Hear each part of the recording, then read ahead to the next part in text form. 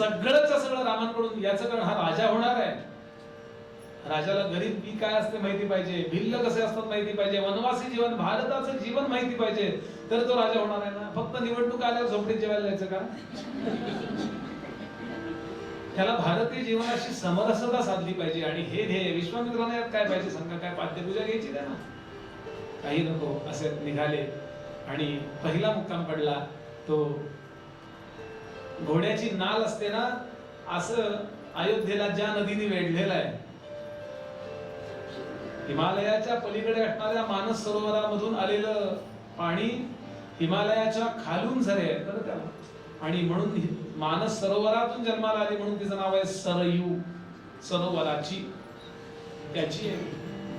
अत्यंत पवित्र पाणी आहे शरीराचं बरं. आणि ती अशी घोड्याच्या नालेसारखी वेढलेली आहे. या नदीच्या काठावरती पहिला मुक्काम पडला. आता थकले, तसे तरुणच आहेत, पण रोजचे कष्ट नसेल ना तर झोप येते. रोज प्रवचन कीर्तनाला याची सवय नसेल ना, गंमत झाला. आणि त्यामुळं रामरायांना संध्याकाळची संध्या झाली, कंदमुळं फळं जी काही होती ती खाल्ली.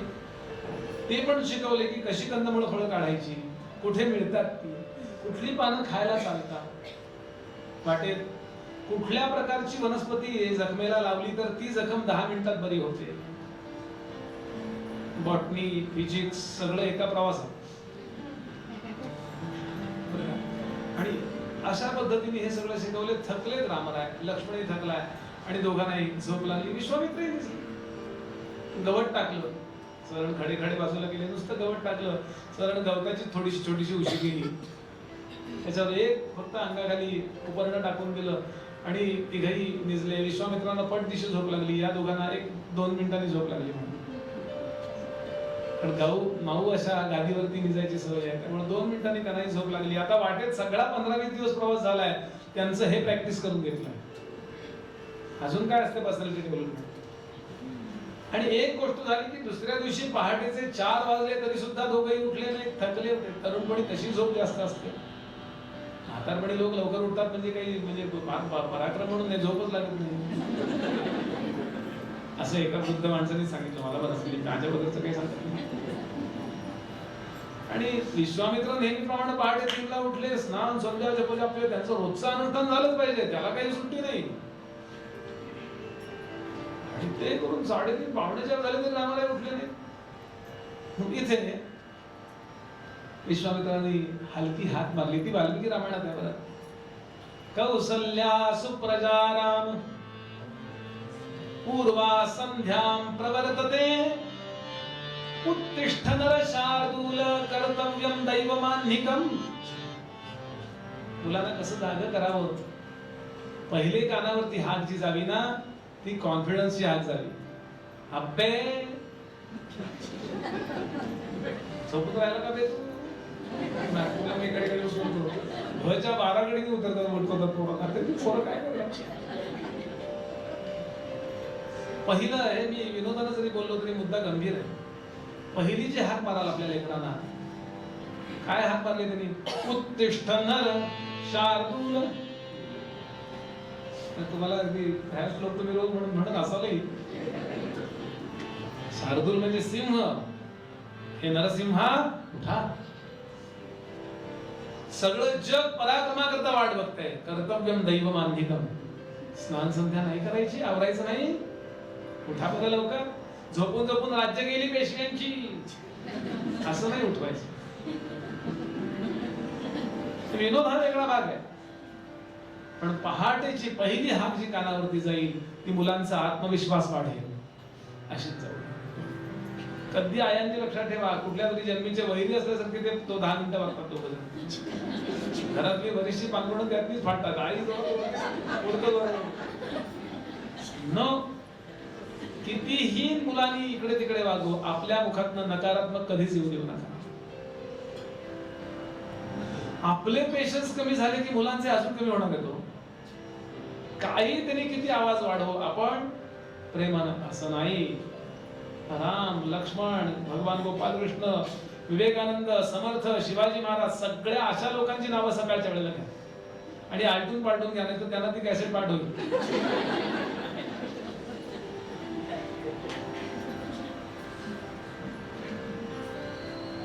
अहो लहान बाळ हो कशी उभा, हे तर आपण ऐकताय, पण हेच रामायण कोण कोण जगले ते आहे.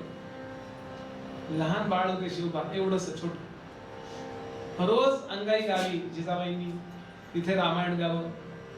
श्रीरामांनी रावण वधिला लढूनी, श्री रामांनी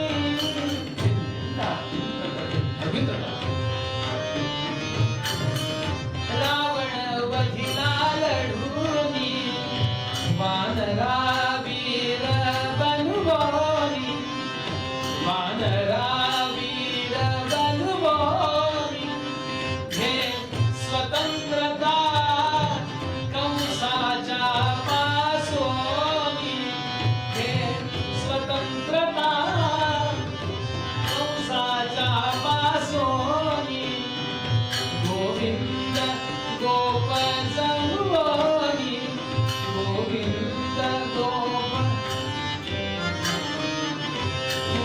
तसा वीर होशील का, मिळवी मावळी खडका, रणी बधावया देश शत्रूंचा मेळा, रणी बधावया देश शत्रूंचा मेळा, सुंदरा निज स्नेहाला, सुंदरा निज स्नेहाला, सुंदरा निज स्नेहाला. अशी त्याची तोड आहे, धुमाळीची तोड वेगळी आहे. रोज या पद्धतीने जिजाबाई लहान बाळ असल्यापासून हेच संस्कार. रामायण असं गायचं. रामकथा नुसती टिकमार करता करायची नाही, माझ्या जीवनात राम आले पाहिजे. कसं बाळानं उठवा, उत्तिष्ठ नर शार्दूल कर्तव्यं दैवमान्निकं. नरसिंहा उठायचं नाही ना, आमच्या पोरांसारखे अजून पांघरून घेऊन थोडा वेळ अजून पाळतो आणि पुढे अर्धा तास झालं तरी 5 मिनिटं संपत असं. रामाला लाजले म्हणे, लक्ष्मण लाजला, लक्ष्मणाला जागत केलं. पटकन 10-12 मिनिटात 12-15 मिनिटात आवरून सगळं आले. अजून दुसरा सद्गुण सांगितलाय, लवकर फास्ट आवरायला शिक. चरेती चरतो भगा, ज्याचं जो स्वतः चालतो त्याचं भविष्य त्याच्याकडे चालत येतं. चरेतु चरतो भगा, त्याचं भाग्य त्याच्याकडे चालत येतं. आपण किती वाजता उठता आणि किती फास्ट आवरता याचा जीवनाचा हिशोब घाला. कारण काही लोक अंघोळीला एकदा बरं सगळंच बोलायला काय सांग, कमीत कमी वेळात पटदिशी ब्रश, पटदिशी आवरता फास्ट.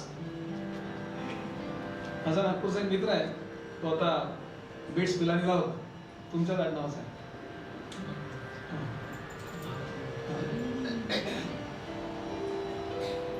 तो बिट्स पिलानीला जेव्हा गेला तेव्हा पहाटे 5:30 त्याचा आवरलेला असायचं.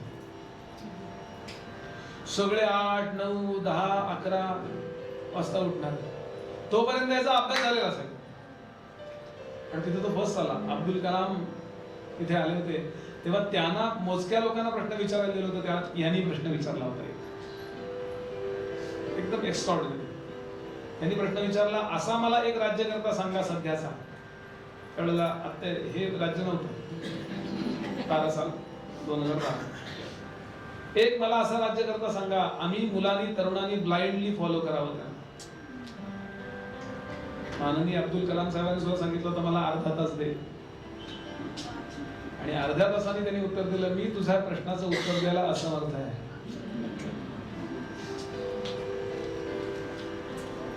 तो नागपूरला आला, मी नेमका नागपूरला होतो, त्यांच्याकडेच उतरायचो मी तेव्हा. तो म्हणाला, आईला सांगत होता, आई मला तुझी लहानपणी 5 नंतर अंथरुणात राहायचं नाही ही सवय लावलीस तेव्हा मला कटकट झाली, पण आता मी मास्टर आहे तिथे, सर सुद्धा मला मानतात. रामाचीच कथा आहे नाही, काय वेगळी कुठली. सद्गुण नावाची गोष्ट आपल्याला ही घ्यावी लागेल. पटकन फास्ट आवरता आला पाहिजे, बरोबर बरोबर. आणि दोघे येतात, स्नान संध्या करतात. विश्वामित्रांच्या पायावरती नित्याप्रमाणे रोज गुरुजींना नमस्कार करावा. भूदेव संतासी सदा लवावे. देऊन नमस्कार केला. बसा बाळानो, मी तुम्हाला फार महत्वाच्या 2 विद्या देतोय. त्या 2 विद्यांचं नाव आहे बला आणि अतिबला. आचमन करा. विशिष्ट मंत्र दिला आणि मंत्राच्या सहाय्याने त्यांच्यामध्ये शक्तिपात केला. आणि आता त्यामध्ये त्यांना सांगितलं, या मंत्राचा इतका जप केला की हे सिद्ध होईल. दुसऱ्या दिवशीपासून जपाला सुरुवात, अनुष्ठानाला सुरुवात प्रवासात. आणि बला आणि अतिबला विद्यांनी काय होईल? बला आणि अतिबला. बला म्हणजे तुम्हाला तहान, भूक, झोप याचा युद्धात किंवा एरवी सुद्धा कधी त्रास होणार नाही. किती तहान लागली तरी मी सहन करू शकलं पाहिजे. किती भूक लागली तरी. माझं 8 ते 10 कीर्तन होतं. 9 वाजता एक जण निघाले. म्हणलं का? बुवा म्हणले 9:15 माझी गोळी असते. गोली तो मारो गोली. उगाच कुपथ्य करा असा अर्थ नाही, पण विशिष्ट गोष्टी मला सहन करता आल्या पाहिजेत. मिलिटरीमध्ये याचं स्वतंत्र शिक्षण असतं. शौचाला लागली तरी जायचं नाही.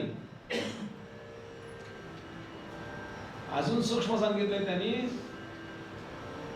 पोटामध्ये गॅसेस आले तरी सुद्धा ते सोडायचे नाही त्याचं शिक्षण देतात स्पेशल कमांडोजना.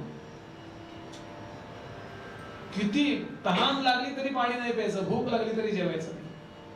या विशिष्ट मंत्राने आपल्या शरीराची एवढी शक्ती वाढते, तहान, भूक इत्यादी काही लागत नाही. पुढे हनुमंताला विचारलंय जानकीनी, माझे प्रभू कसे आहेत? माझं सांग अवस्था दूता रघुनाथाची. त्यावेळेला मारुतीराय सांगतात, काय सांगू माते, तुमच्या वियोगामध्ये रामराय गेल्या वर्षात एकदाही पोटभर जेवले नाही. कधीतरी लक्ष्मण थोडा थोडा साडीचा भात शिजवतो आणि 2 घास भरवतो म्हणून ते जेवतात. पण माते, बला नावाची जी विद्या त्यांना विश्वामित्राने दिलेली आहे, याचा परिणाम त्यांचं शरीर अत्यंत तुकतुकीत आहे. ते एकदम तेजस्वी आहे.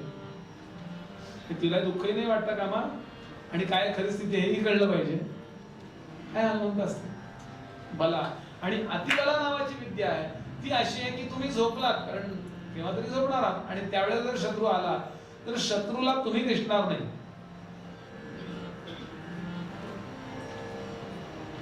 त्याचा परिणाम हे जर गाळ आणि जर काही शस्त्रास्त्र आलं तर तुमच्या भोवती एक कवच असेल. त्या सूक्ष्म अशा आभा मंडळ जे असतं आपल्या भोवती, ऑरा असतो, त्या ऑऱ्याच्या कधीच ते शस्त्र येऊ शकणार नाही.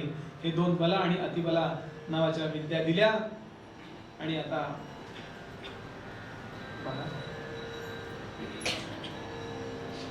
एकदम रामरायांनी डाव्या हाताला पाहिलं, प्रवास सुरू आहे. हे अयोध्येतून बिहारकडे चालले ना. बिहारमध्ये बक्सर नावाचं स्टेशन आहे, त्याला पुढचं मूळचं सिद्धाश्रम म्हटलं जात असेल. अयोध्येकडून असे चालले आणि असे चाललेले असताना त्यांनी पाहिलं, एकदम पर्वती आपली कशी आहे अशी मोठी टेकडी पांढऱ्या शुभ्र रंगाची पाहिली. आणि म्हणाले, हिमालय इथं कुठे आला? प्रभू विचारतात, हिमालय इतक्या जवळ कुठे आला? बरं, थंडीची लाट काही येत नाहीये, बर्फाचा ढीग, थंड यायला पाहिजे की नाही? तर दर्शन सुरू झालंय बाबा बर्फानीच.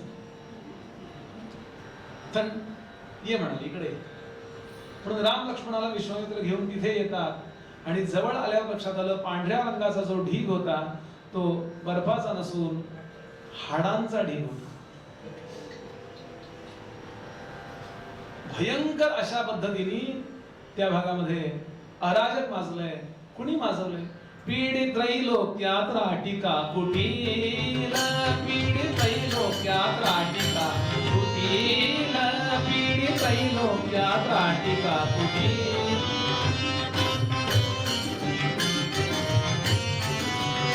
पीडित त्रैलोक्यात राटिका कुटील, पीडित त्रैलोक्यात राटिका.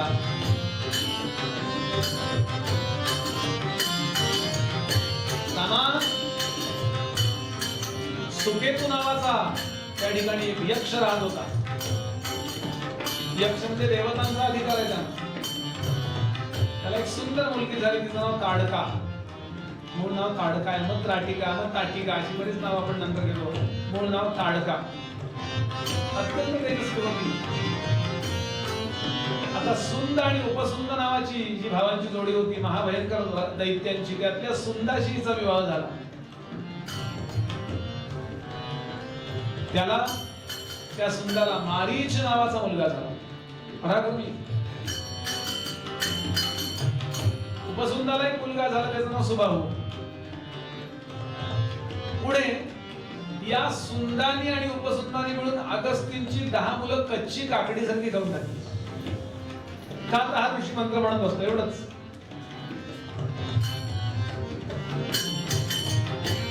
इतके रागावले अगस्ती, अरे काय लागतं. आणि म्हणून काटेकाई त्या खाण्यात आहे. या दोघांना शाप दिला, त्यांना ब्रह्मदेवाचा वर आहे, तुम्हाला कोणी मारू शकणार नाही. यांनी सांगितलं तुम्ही एकमेकांच्यात मारामारी कराल. म्हणून भावाभावांच्यात भांडणं सुरू झाली की त्याला आपण सुंदोपसुंदी म्हणतो बघा. ऐकायला पाहिजे किती सांगा सगळ्या राजकारणी लोकांनी. आणि ही त्राटिका इतकी संतापली, तिनं ती 10 मुलं खायला ही कारणीभूत झाली. तिनं पण थोडी 2-4 मुलं खाल्ली आणि सांगितलं अगं यक्षिणी आहेस तू, आशीर्वाद देण्याऐवजी राक्षसी सारखी वागलीस. ताडिके तुम राक्षसी हो, राक्षसी हो तू. हे दोघं मारले गेले. आणि तेव्हापासून जे वैर धरलं त्या त्राटिकेनी, तिची जी टीम उभी केली, त्यांनी एकच काम, ऋषी मुनी दिसले की त्यांना मारायचं, ऋषीला ठार मारायचं. आणि आपण जसं एखाद्या पेयाच्या बाटलीचं पूच उडून घटघट घटघट घटघट ते पाणी कोका कोला काय असेल ते पिऊ घटघट, तसं तसं एखाद्या ऋषीला कोणी सज्जन दिसो त्याला त्याची मुंडी पुरगाळायची, टाकून द्यायची आणि घटघट घटघट रक्त पिऊन टाकायचं. आणि आपण जसं मक्याचं कणीस खातो तसं त्याचं मांस खायचं आणि त्याचा देह टाकून द्यायचा. त्या हाडांचा ढीग आहे हा, डोंगरा एवढा. पीडित त्रैलोक्यात त्राटिका तुटील, यज्ञ विध्वंसी राक्षसी जटिल, यज्ञ विध्वंसी राक्षसी जटिल. स्त्रीवधाची शंका न